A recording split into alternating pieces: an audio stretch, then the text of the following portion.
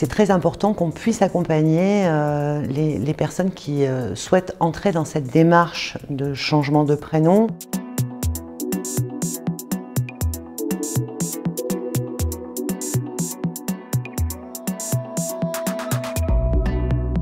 Nous allons adresser un courrier pour que l'ensemble des chefs d'établissement se mettent dans cette dynamique d'usage du prénom souhaité, de façon à ce qu'on puisse utiliser son prénom d'usage sur les listes d'appel, sur les listes d'examen, qu'on puisse demander à utiliser ce prénom sur les cartes d'étudiants, et puis qu'on simplifie les procédures une fois que le prénom a été changé à l'état civil pour modifier par exemple les prénoms sur les diplômes. Je crois que c'est une décision personnelle qui demande de la réflexion, qui demande du courage, qui demande du temps, et c'est normal qu'on accompagne les gens pour faciliter le fait qu'ils se sentent accompagnés pendant leur période de transition et qu'on n'ait pas de jugement de valeur à porter à ce moment-là.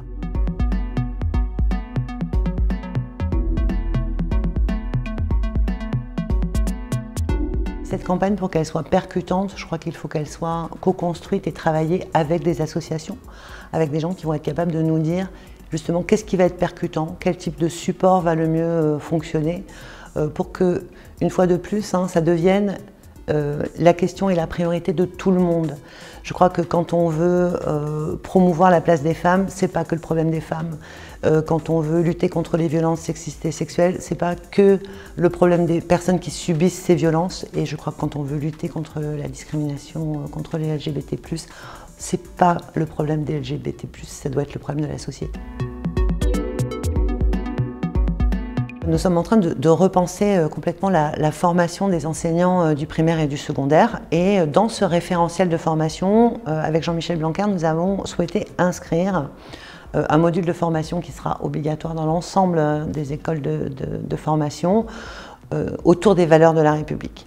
Et dans les valeurs de la République, ce sera très important de rappeler quelles sont les discriminations contre lesquelles nous souhaitons lutter, y compris les discriminations contre les LGBT+, et d'armer les enseignants sur la façon dont ils doivent s'emparer de cette question des discriminations. Comment est-ce qu'on en parle?